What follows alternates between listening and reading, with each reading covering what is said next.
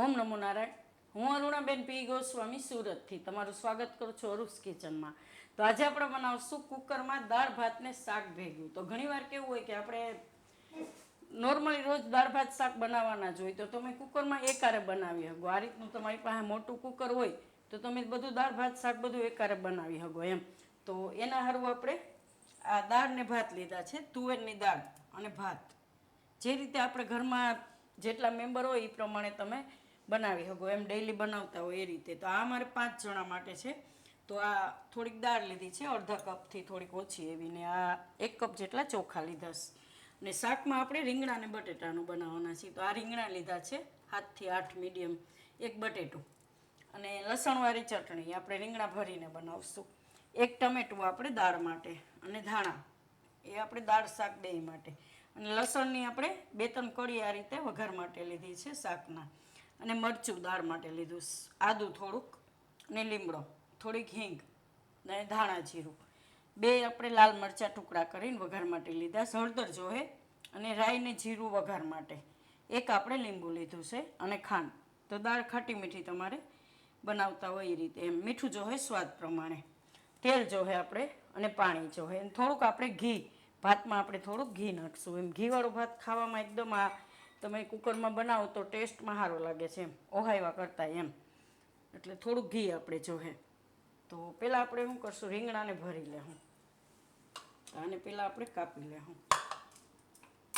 આખા રીંગણા આપણે બનાવો તો જો તમે ડીટીયા રાખતા હોય તો આ રીતે કાપીને રાખવાના, નહીં તો ન રાખતા હોય તો કાઢી નાખવાના, પણ આનો સ્વાદ સરસ આવે છે ડીટીયાવાળું. તો આ રીતે થોડુંક કાપી નાખવાનું, અને એને આપણે આ રીતે ચેકો પાડી લેવાનો અડધે સુધી. એટલે આમાં આપણે મસાલો ભરી શકીએ, જોઈ લેવાનું કે નથી આ કંઈ હળેલું કે એવું. રીંગણા આપણે બધાય આ રીતે કાપી લેવું, થોડુંક પાણી નાખી દેવું એટલે કાળા ન પડે રીંગણા. ને બટેટાની છાલ કાઢીને આપણે ટુકડા કરી લેવું. તો પહેલાં આટલું કરી લેવું. તો આપણે બટેટા અને રીંગણા આ રીતે કાપી લીધા છે. બટેટાના આ રીતે મોટા મોટા ટુકડા રાખવાના એમ. તો હવે મસાલો તૈયાર કરી લેવું. તો આ આપણે લસણવાળું મરચું લીધું છે વાટેલું, એમાં થોડુંક મીઠું આપણે નાખ્યું હતું, તો આમાં થોડુંક ઓછું નાખશું મસાલામાં.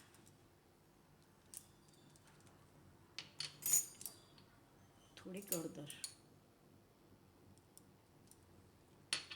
અને ધાણા જીરું,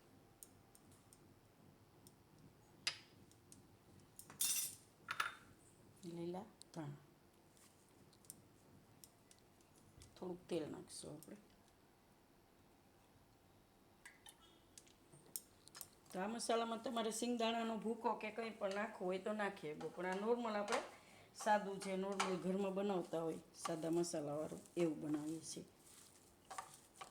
કે રોજે એવું ન ખાતા હોય આપણે. એટલે આ રીતનો એકદમ મસ્ત ટેસ્ટ આવે છે આ રીતનો સાદો મસાલો કરીને કરીએ ને તો એમ. અને આ મરચું આપણે કાશ્મીરી મરચું છે, બહુ તીખું નથી હોતું. તો તમે જે રીતે તીખું ખાતા હોય એ રીતે તમે નાખી શકો એમ. તો આ રીતનો આપણે મસાલો તૈયાર કરવાનો. હવે આપણે રીંગણામાં એ મસાલો ભરી દઈશું આ રીતે.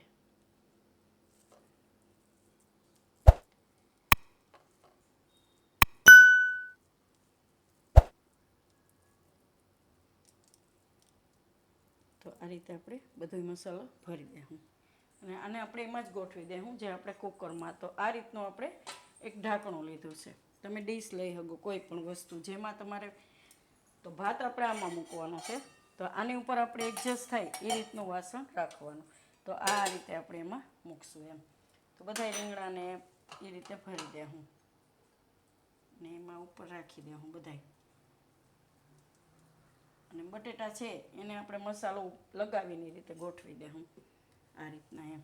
તો બટેટામાં આ રીતે મસાલો લગાવી લેવાનો. તમારે બટેટા ભરવા હોય તોય ભરી શકો, પણ નોર્મલી આ રીતે આમ કરતા હોય આપણે. તો બધું એ રીતે આપણે કરી લેવું. તો આપણે રીંગણા અને બટેટા આ રીતે તૈયાર કરી લીધા છે, એને આપણે સાઈડમાં રાખી દેવું હવે.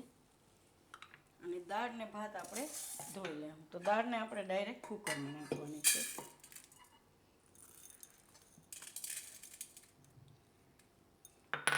અને ભાત આપણે આમાં નાખવાના છે. આ બે આપણે ધોઈ લેવું.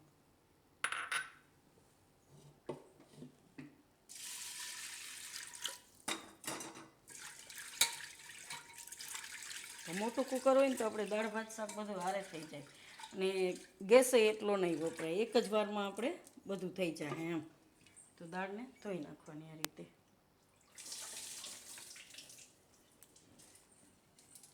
ને દાળમાં નાખી દેવાનું પાણી. જે રીતે દાળ આપણે બાફવા નાખતા હોય પાણી, એ રીતે આપણે પાણી મૂકી દેવાનું આ રીતના. અને આપણે એમાં બાફવામાં નાખશું ટમેટું એક, એનાથી ટેસ્ટ સારો આવે છે. તો એની છાલ આપણે કાઢી નાખી છે, ઉપરથી નહીં નાખી. કેમ કે ઘણાને એવું હોય કે દાળમાં મસાલો આવે એ ગમતું ન હોય. અમારા ઘરમાં ઘણીવાર એવું થતું હોય. તો તમે આમાં નાખીને એને પીસી હગો એમ. પછી બ્લેન્ડર મારી દે એટલે બધું એકદમ એમાં ટેસ્ટ આવી જાય એનું. અને પછી ખાલી સાદો વઘાર જ તમારે કરવાનો રહે એમ. આમાં ટમેટું નાખવાનું, એક આપણે મરચું નાખી દેવું, મીડિયમ તીખું, બહુ તીખું નથી. અને આદું એ આપણે આમાં પીસવામાં જ નાખી દેવું. એ થોડીક હળદર નાખશું અને મીઠું થોડુંક. તો આ રીતે દાળ કરી લેવાની. આમાં આપણે મૂકશું આ રીતનો કાંઠો એક વચ્ચે, આ રીતે કરીને વચ્ચે કાંઠો મૂકી દેવાનો. તો હવે આપણે ભાતને ધોઈ લેવું. ભાતને આપણે ધોઈ લીધા છે, તો એમાં આપણે પાણી નાખી દેવું.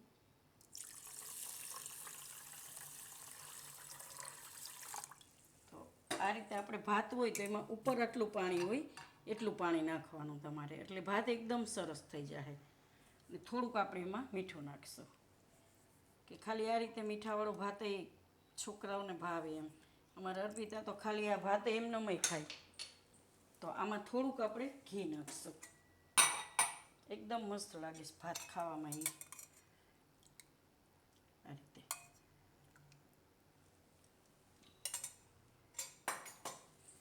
આ ભાત છે એને આપણે આ કાંઠાની ઉપર રાખી દેવું. તો એમાં આવે એવડું વાસણ તમારે લેવાનું એમ. તો શું છે, રોજ છોકરાઓને ભાત જોતા હોય એટલે આપણે આ રીતે બનાવી શકીએ એમ. હવે આ જે આપણે છે એને આની ઉપર રાખી દેવું. એકદમ ધીરેથી એડજસ્ટ કરી લેવાનું.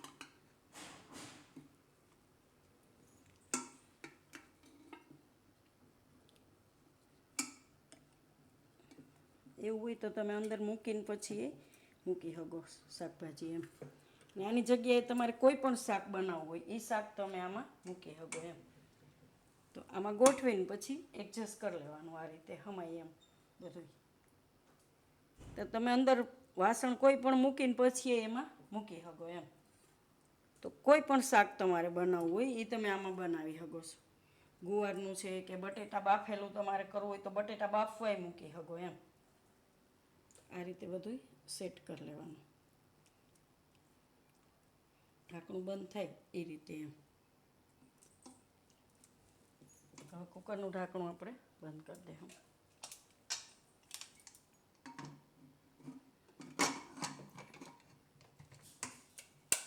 ગેસ ઉપર રાખી દઈશું. ગેસ ચાલુ કરશું. તો આમાં આપણે 3 થી 4 વિસલ થાય ત્યાં સુધી થવા દેવું. તો કુકર આપણે ગેસ બંધ કરી દીધો. તો હવે નીચે ઉતારીને ખોલી લઈએ. ઠંડુ થવા દેવાનું.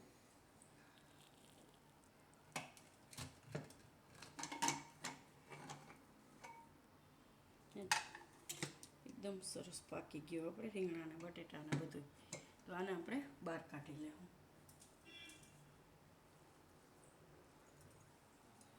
તો આપણે આને ચમચાથી શાક બધું ડીશમાં બહાર કાઢી લીધું. કેમ કે આખું એ ગરમ હોય એટલે કાઢવામાં થોડુંક ઓલો વાંધો આવે.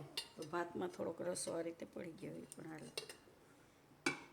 ભાત એકદમ સરસ થઈ ગયા આપણા.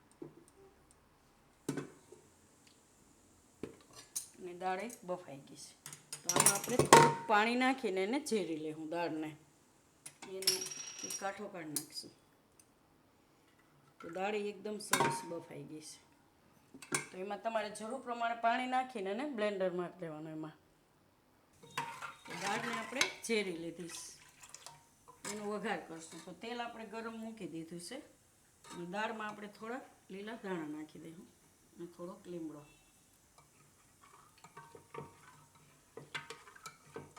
આમાં આપણે રાઈ નાખીશું થોડીક વઘારમાં અને જીરું.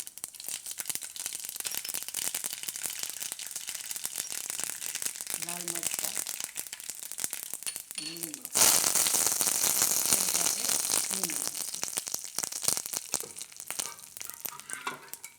હવે દાળીમાં નાખી દે.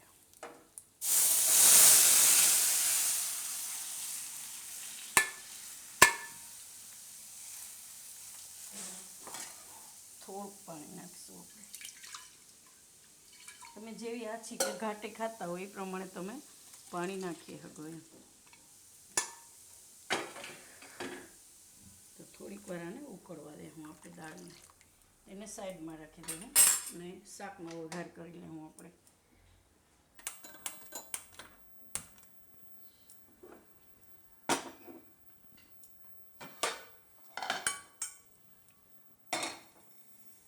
એમાં તેલ નાખીશું થોડુંક, અડધા પાવડા જેટલું. અને આને તમે આ રીતે ખાલી બાફેલું ખાઓ ને તો એકદમ સરસ ટેસ્ટ સારો જ આવશે આનો. વઘારો નહીં તો એમ, કેમ કે આપણે મસાલામાં તેલ તો નહીં ખૂટતું એટલે પરફેક્ટ સ્વાદ છે. પણ થોડોક વઘાર કરી નાખીએ આપણે એમ. તો તેલને ગરમ થવા દે હું. તો તેલ આપણું ગરમ થઈ ગયું છે. એમાં આપણે થોડુંક રાઈ જીરું નાખીશું. તમે ખાલી લસણનું નાખવું હોય તો લસણનો ખાલી વઘાર કરી શકો. રાઈ જીરું નાખવું તો લસણને કરીએ થોડુંક જીરું.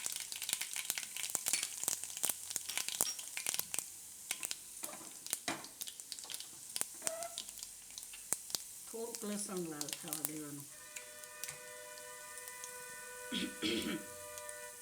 હિંગ નાખીશું થોડી. હવે આપણે આ શાક જે છે એ એમાં નાખી દઉં. રીંગણા ને બટેટા બધું મસાલો નાખ્યો હોય એમાં થોડું ઘણું પાણી થાય. રીંગણા આપણે ધોયેલા હોય એ રીતે એમ.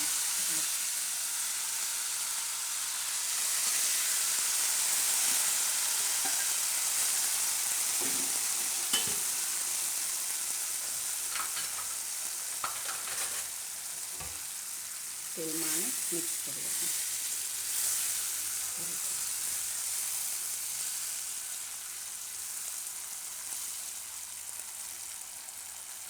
થોડા ઉપરથી ધાણા નાખી દઉં.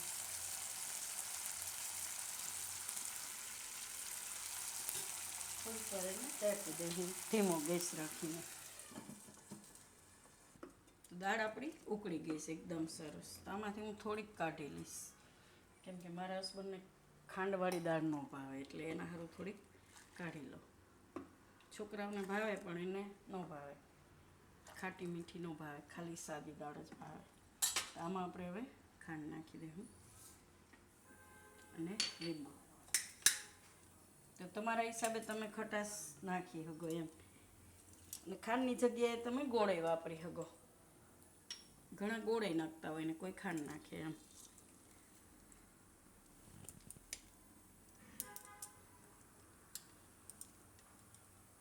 ગેસ બંધ કરી. હવે શાક જોઈ લે. તો થોડીક વાર ખાલી વઘાર કરીને નાળવા દેવાનું. એ રીતે એકદમ સરસ થઈ જાય.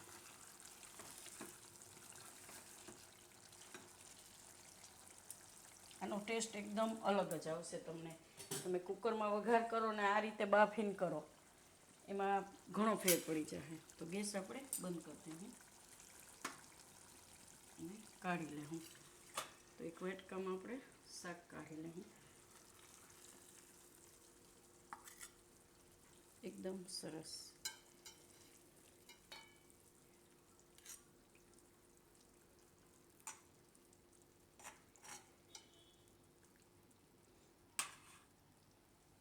અને દાળ કાઢી લેવું.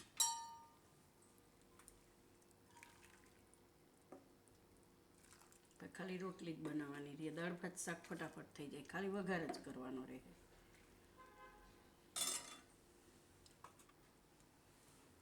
ભાત કરી લે. એકદમ સરસ ભાત થઈ ગયા જો છૂટા.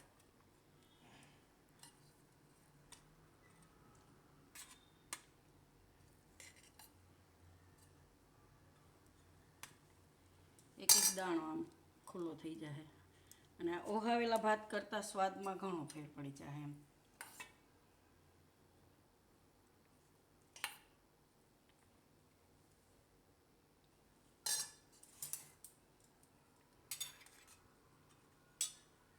તો તૈયાર છે આપણા કુકરમાં બનાવેલા એકારે દાળ ભાત ને શાક.